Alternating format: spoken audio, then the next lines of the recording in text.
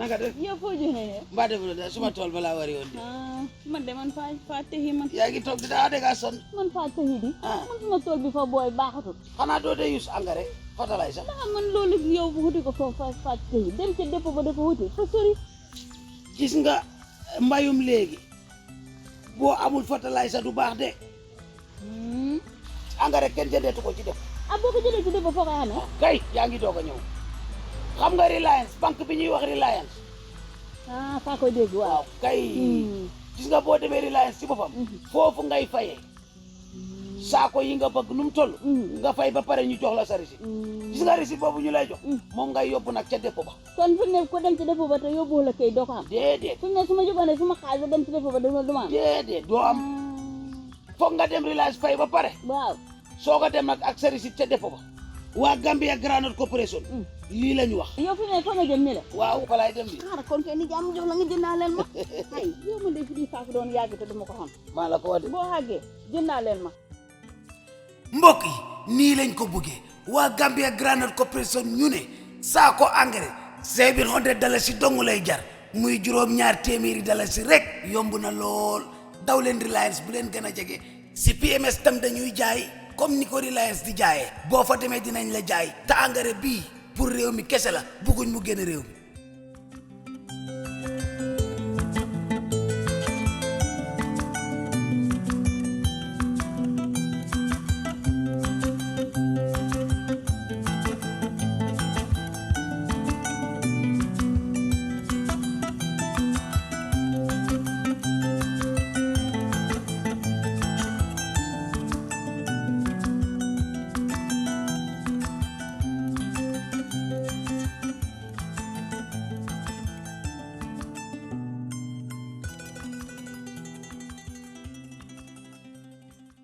Gambia, Angola, China Holding, Gash, producers of the finest tomato paste in the Gambia. Jaja tomato paste, available in 5 kilos, 1 kilo and in sachets. For wholesale and retail, visit our factory at Banjulaling. We are also producers of Jaja mineral water, cool, clear and fresh. Gash, Gambia, Angola, China Holding, with headquarters at Fatu Golden Plaza, Mile 7, Bertel Harding Highway. Gash Group also provides the best security company, Gash Security, for your offices, warehouses, homes and personal property. Gash Group for all your construction projects, offering you quality water reticulation for your gardens, pump irrigation, tidal irrigation projects and all types of buildings. You can contact Gash on 396-7894, 700-8993, 373-0259. Visit us at Gash Global Group on Battle Harden Highway, Fatu Golden Plaza. Our website www.gashglobal.com. Gambia, Angola, China Holding, Gash.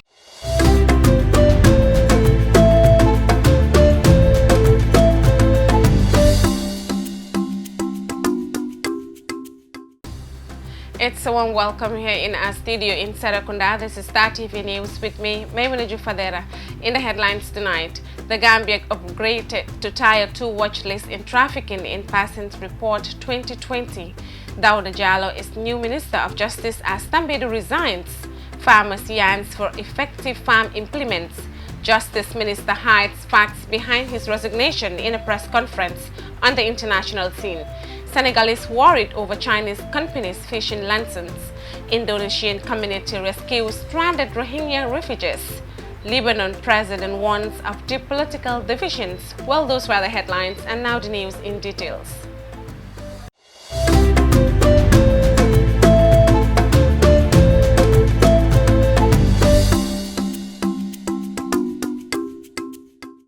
Yesterday, at the United States Department of State, Secretary of State Michael R. Pompeo released the 2020 Trafficking in Person report, upgraded the Gambia to Tier 2 watch list. The report notes that the government of the Gambia is making significant efforts in this important area, but does not yet fully meet the minimum standards for the elimination of trafficking. Jacqueline Colley reports. The government of the Gambia does not fully meet the minimum standards for the elimination of trafficking, but is making significant efforts to do so. But the United States congratulates the Gambian government, the National Agency Against Trafficking in Persons, law enforcement and justice sector entities. civil society organizations, and key partners in the advancement made this past year to combat trafficking. These modest advancements include increased investigations, identifying more trafficking victims, improving security at the Department of Social Welfare Shelter, coordinating with international organizations to increase training for officials, and significantly increasing efforts to raise public awareness of trafficking, including of child sex trafficking. In addition, the government encouraged former President Yahya Jammeh's victim of sexual exploitation to testify at the Truth, Reconciliation and Reparation Commission. Many of these efforts were facilitated by the international organizations for migration via a grant from the United States government, with an array of Gambian civil society organizations and international partners playing a vital role in promoting activities to combat trafficking and support victims. Despite these achievements, the government did not convict a trafficker for the third consecutive year. Victim services remain inadequate overall, and some law enforcement officers allegedly requested bribes to register trafficking complaints. Under the Trafficking Victims Protection Reauthorization Act, a country can remain at Tier 2 watch list for only 2 years and must address identified deficiencies to progress fully to Tier 2 within that time or be automatically downgraded to Tier 3. The annual rating cycle begins on April 4th and ends on March 31st. The report encouraged the Gambian government to expand on the good work undertaken over the past year and redouble efforts in following critical areas. Direct and firm law enforcement to investigate all reported trafficking cases, including those brought forward by civil society. Investigate those accused of taking bribes to do their duty under the laws of the Gambia. Increase efforts to vigorously investigate, prosecute, and convict traffickers, including allegations of child sex tourism. Cease using extrajudicial or administrative remedies to resolve human trafficking cases. Develop and train government officials on comprehensive standard procedures to proactively identify trafficking victims, including among people in commercial sex and other vulnerable groups. Under the U.S. Trafficking Victims Protection Reauthorization Act, it is the responsibility of governments to address all forms of human trafficking within their own country and take targeted steps to tackle this serious problem. Neither the United States nor the Gambia are immune from the continued surge of human exploitation. It is our sincere desire to continue to partner with the government and the people of the Gambia to ensure that trafficking victims are cared for, and the government of the Gambia uses its rule of law mechanisms to fully enforce Gambian law and bring the perpetrators of such exploitation of human beings to justice. Jacqueline Colley, reporting for Star TV News. The Office of the President of the Republic of the Gambia informs the general public that the Honorable Attorney General and Minister of Justice of the Republic of the Gambia, Mr. Abubakar Mari Tambedu, has submitted his resignation as Attorney General and Minister of Justice to His Excellency President Barrow, and His Excellency President Barrow has accepted same with effect from 30th June 2020. More on this press statement with Binta Koli. His Excellency President Adama Barrow would like to take this opportunity to sincerely thank Attorney General Tambedu for his patriotic and selfless service to the country, for his steadfastness, honesty, professionalism and conduct during his tenure as Attorney General and Minister of Justice. He has successfully initiated and diligently executed several of the government's key governance reform activities, such as the establishment of the Constitution Review Commission, the Truth, Reconciliation and Reparations Commission, the National Human Rights Commission, the Jane and Faraba Bantan Commission of Inquiry, and several other legislative reforms. With his guidance, we have now transformed our judiciary into particular and the administration of justice system in general into a true independent and robust organ of the state that all Gambians should be proud of. He also helped restore the Gambia's regional and international image and leadership in the global human rights movement. Every Gambian should be proud of his achievements. Therefore, His Excellency President Barrow, his entire cabinet and the government of the Gambia wish Attorney General Tambedu well in his future endeavors. Consequently, pursuant to the provision of Section 71 subsection 1 and Section 71 subsection 3 of the Constitution of the Republic of the Gambia, His Excellency President Barrow has appointed Mr. Dauda A. Jallow as Attorney General and Minister of Justice from 1st July 2020. For Star TV News, I am Binta Koli. Rice farmers at the island town of Janjanbureh on Tuesday, 16 June, called on the government and the private sectors to come to their aid in order to propel their vision of becoming the country's breadbasket in terms of rice production. Modu El Baji was there and he now reports. Central River region is one of the oldest and the leading rice producing region in the Gambia. However, over 75% of its population consume locally grown rice, but the absence of effective implement has posted more challenges on their rice fields, which has mitigated rice production in the region. The absence of implement has resulted to the employment of human labor. However, Mr. Fayinke, a farmer and a teacher by profession, outlined some of the challenges they undergo during their farming period. So many difficulties. Another difficulty is capital. Because cultivating these rights, it means when you don't have capital,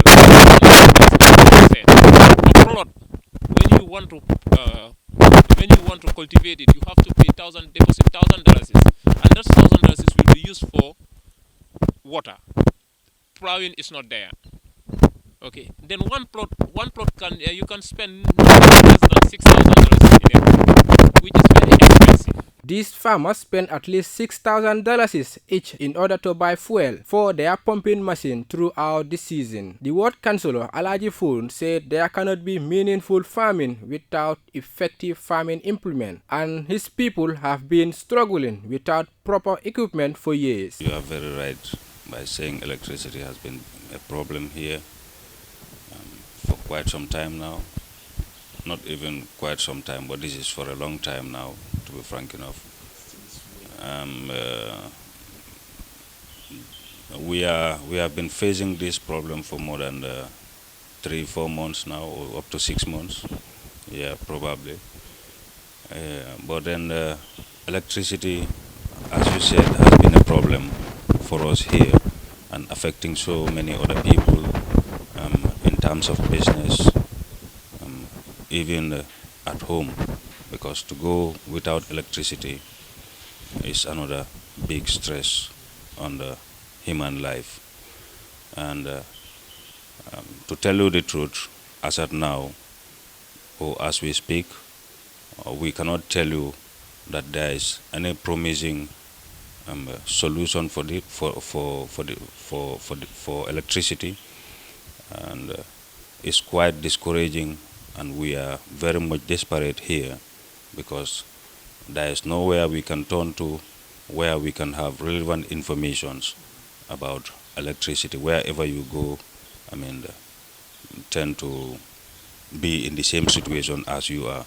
So it's quite confusing anyway, to be frank enough. Yeah, electricity has been a problem for us since our own machine was taken from us here by the former president Yaya Jammeh, and after electing the president of the Second Republic, that is Adama Barrow, also came here and promised us that our machine will come back, but up till now no changes as far as electricity is concerned. Yeah.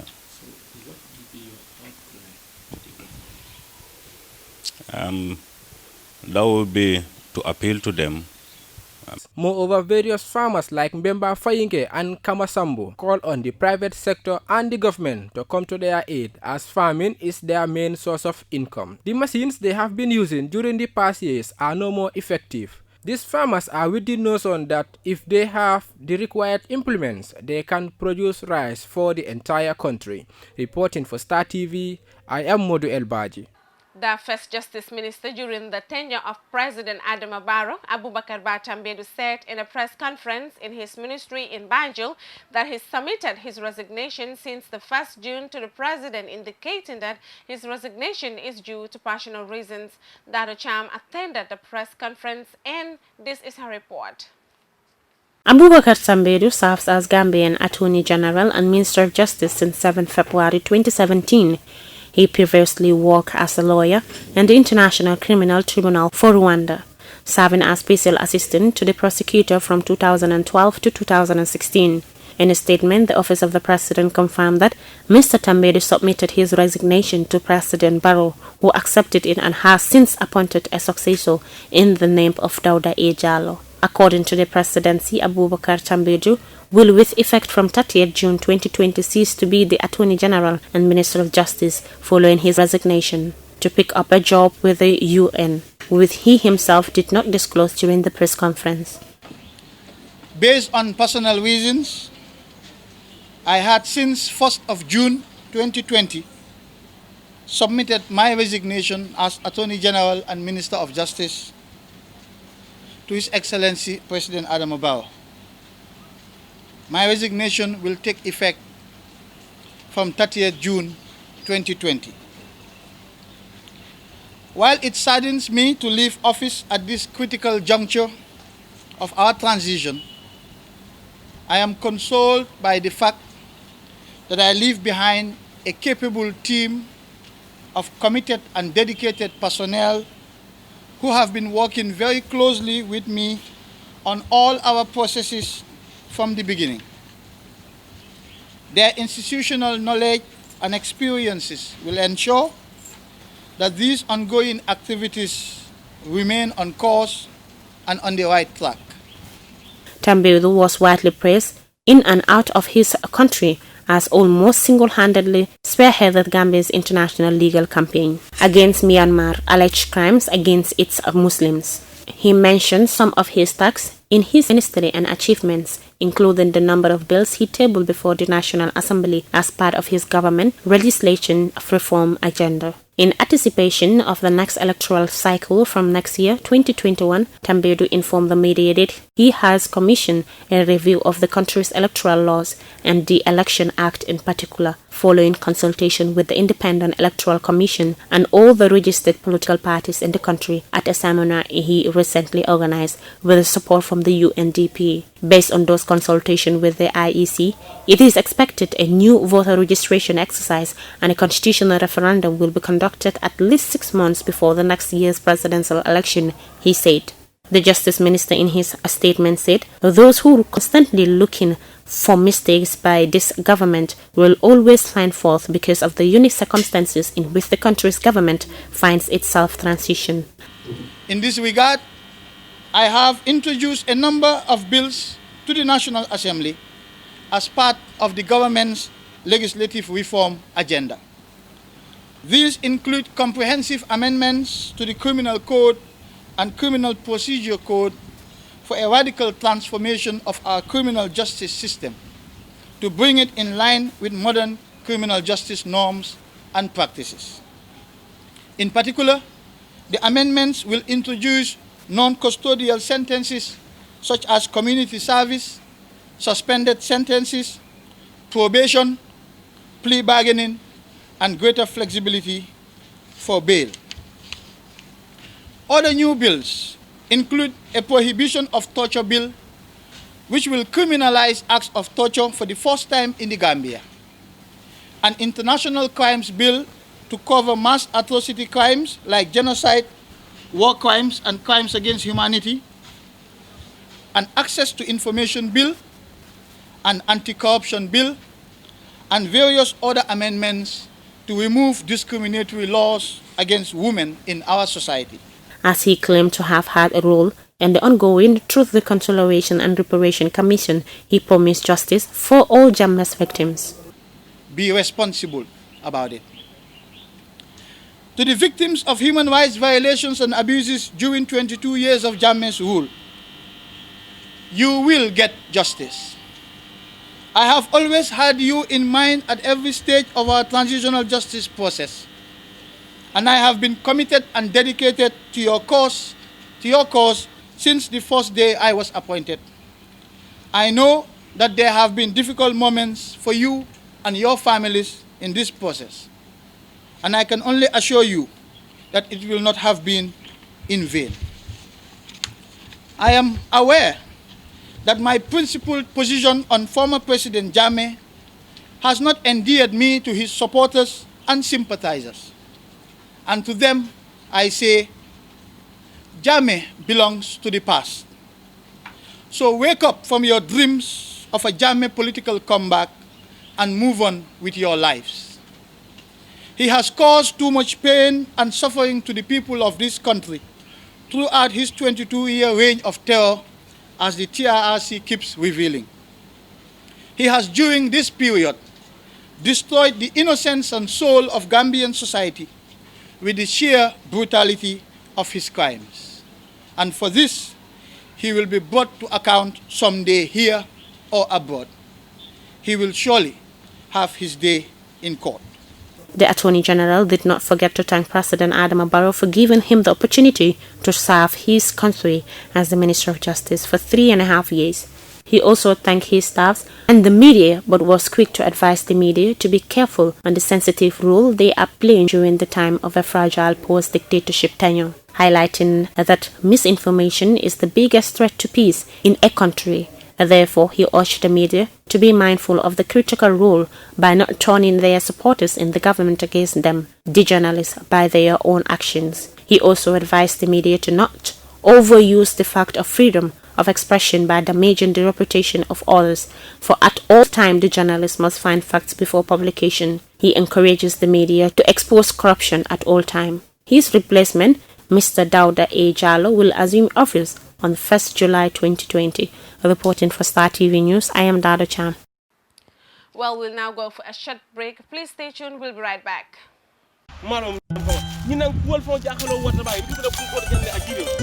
na fifi be fela be fada fifi on be fada mal be kel nyami njang ha ni nga jam bando ni bare ni nay fele do ko bala de inu mbara abra inu mbara ni ko do buga nyamoti ha mo jalti kay ndungi be do ko bala janko mbe do ko walal de bar fenkil nañ jaxal jang nga fem fi jabu ka bete nga fem fi jabu ka bete nga fem fi ngo jaxal dafa mal be kel nyaadi de ne jam bando soto angare nying leo soto yake jang ila soto fengo fam be yiru wala je jambando ha wato alhamdulillah sa jambando mo sol la nyaadi le sañi moli abla kata fan kata depo nyinto hani ni futata je depo to sañi buka wafi de ka kodo ta mo bulu ka boto dila wo bo sañi wo botale sañi mimbe kering wala nyinti ko reliance ibita wolto ye kodo jo ne kodo jo reliance ka risitol dila risito ni ngaku matal de wo risito ni niadila e ka wole samba depo nyinto ne risito di yela jambando soto comme ngi yek mo fo nyami ngamoyle nim fana bodo janko tenke mbira jambando sanna GGC wole Gambia Groundnut Corporation wolle be marare nyin jambando la kola ando ila nyin jang ngalo ne nyin jambando ni yake jang ifa mba fo la nyela tumondo bar be jambando ko yele fana ngaji be nim bodo ya mbita wolto mbita sekro direct nim tara ye rek mbe jambando sanna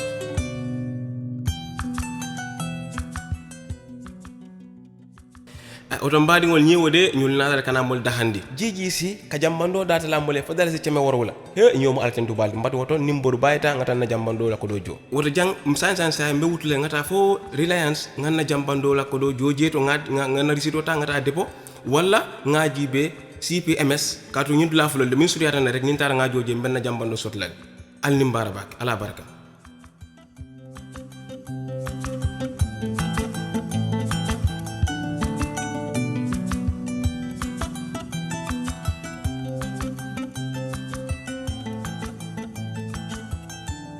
Hey, alhamdulillah. Nyomo ala tan dubal. Moro nyina metu abde no sanal. Welcome back after that short commercial break, and we now look at the news beyond our borders. China has agreed to delay repayments of debts to cash-strapped African nations like Senegal, struggling in the face of coronavirus. Meanwhile, Senegal's government, which is more than $1 billion in debt to Beijing, has given Chinese companies deep-sea fishing lanterns. The move has drawn criticisms from local fishermen and environmentalists who say the waters are already overfished. Al Jazeera's Nicholas Haig reports from Dakar. They're back, tired and hungry after weeks at sea, unloading their meager catch in West Africa's biggest artisanal fishing port. Deep in the ocean, they say, are unmarked vessels carrying tons of fish. Usman Fai describes it as a stolen treasure, a catch he can only dream of. The ocean isn't like it used to be. There aren't as many fish, and there are too many boats in Senegalese waters depleting our fish stocks. The Senegalese Fishing Union accuses the government of favoring Chinese vessels instead of protecting local fishermen. With the help of Senegalese authorities, Chinese vessels have been allowed to change their flag to the Senegalese one in order to fish the country's territorial waters. Sunumar is a vessel that sailed all the way from China to the western coast of Africa. We export to China and to the region. We are a Senegalese company, but Chinese run, so we can ship in Senegal. There's no problem. China relies on Senegalese fish to feed its population of 1.4 billion people. Indebted and cash-strapped, Senegal needs Chinese money. We have no agreement with the Chinese government. There are some Chinese fishing vessels, but why aren't you asking me questions about the European vessels? Why stigmatize the Chinese? They have their interest and we have ours. And they are an important partner to Senegal.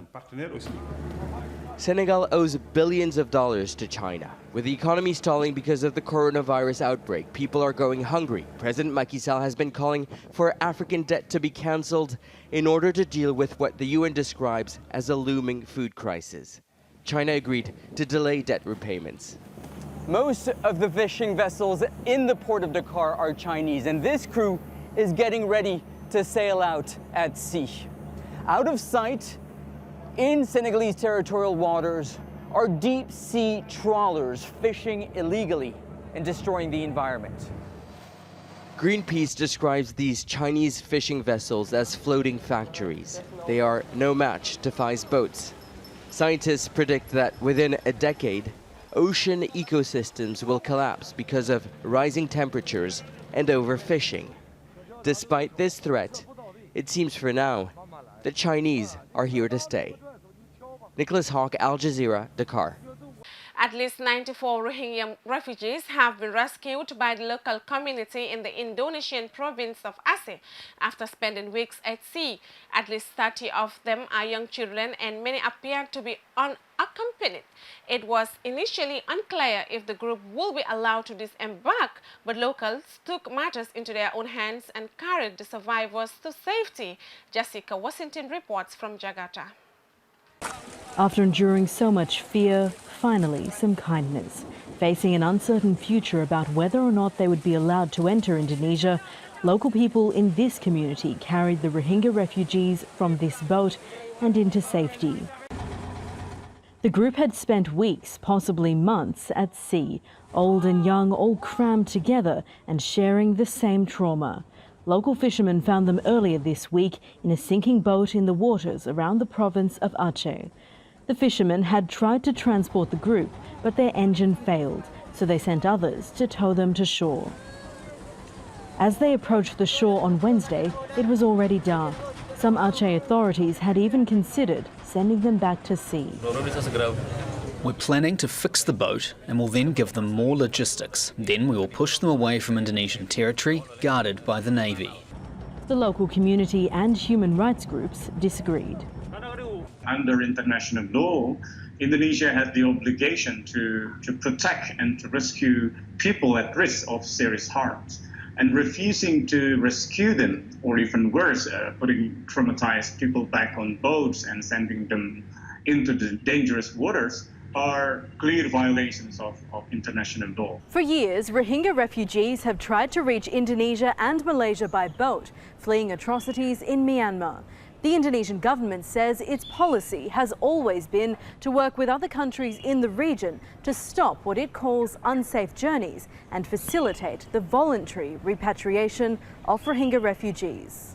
The Indonesian foreign minister says the government will take steps to stop boat journeys like this.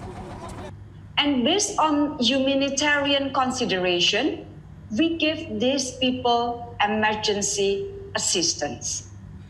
At the same time, we will continue to work with countries in the region through various mechanisms on early detection measures, as well as to prevent both people to take unsafe journey at sea from the country of origin. Just what that emergency assistance from the government entails is unclear, but the community in Aceh is already showing its compassion and willingness to help. Jessica Washington, Al Jazeera, Jakarta. Lebanon President Michael Owen is warning there is an atmosphere of civil war in the country. Owen was delivering a national dialogue on the prolonged economic crisis, but the opposition boycotted the meeting. People have been fed up with rising unemployment, widespread poverty, and sectarian tensions. Al Jazeera's Zaina Kuduri has this report. This meeting was supposed to be about national unity, but an opposition boycott showed the deep divisions in a country on the verge of financial collapse. Lebanon's President Michel Aoun was hoping to resolve a political impasse that has led to violent protests that turned sectarian. I was hoping this gathering will be the beginning of a broad national effort, whereby a committee will be formed. It will coordinate with all political factions the legitimate demands of protesters and civil society. A waste of time is how the mainly pro-West opposition described the gathering. They believe their one-time partners who belong to the Iranian-Syrian camp want cover as they seek financial assistance from the international community. It's just a photo opportunity, nothing more. They want to show a united face. We are not obliged to take part. Those who lost faith in politicians across the divide were in the streets. They've been calling for a new leadership to deal with an unprecedented economic crisis. The local currency, the lira, has lost 75% of its value on the black market since October. We gave you the chance to reply to the people's demand, and having an independent government, you fooled around. Our situation now is much worse. The government came to power in February after the previous one resigned after months of protests. Little has changed since. The government may call itself independent, but it has bowed to pressure from political parties that appointed it. It doesn't have support from the Arab world, and the United States and the West in general says much needed reforms to fix state corruption and waste are needed before it decides to work with the authorities.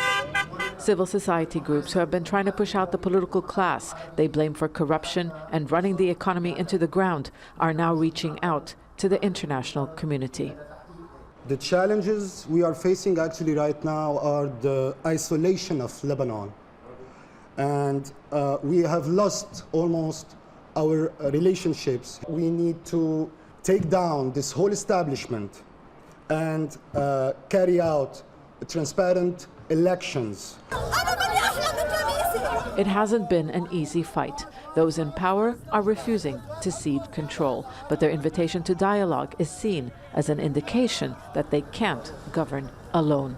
Zaina Kuduri, Al Jazeera, Beirut. Well, before we end the news, a quick recap of our main headlines. Yesterday, at the United States Department of State, Secretary of State Michael R. Pompeo released the 2020 Trafficking in Persons report, upgrading the Gambia to Tier 2 watched list. The Office of the President of the Republic of the Gambia informs the general public that the Honorable Attorney General and Minister of Justice of the Republic of the Gambia, Mr. Abubakar Tambeju, has submitted his resignation as Attorney General and Minister of Justice to His Excellency President Barrow, and His Excellency President Barrow has accepted, same with effect from 30th June 2020. Rice farmers at the island town of Janjanbureh on Tuesday, 16 June, called on the government and the private sectors to come to their aid in order to propel their vision of becoming the country's breadbasket in terms of rice production. The first Justice Minister during the tenure of President Adama Barrow, Abubakar Tambedu, said in a press conference in his ministry in Banjul that he submitted his resignation since the 1st June to the President, indicating that his resignation is due to personal reasons. China has agreed to delay repayments of debts to cash-strapped African nations like Senegal, struggling in the face of coronavirus. Meanwhile, Senegal's government, which is more than $1 billion in debt to Beijing, has given Chinese companies deep-sea fishing lanterns. At least 94 Rohingya refugees have been rescued by the local community in the Indonesian province of Aceh after spending weeks at sea.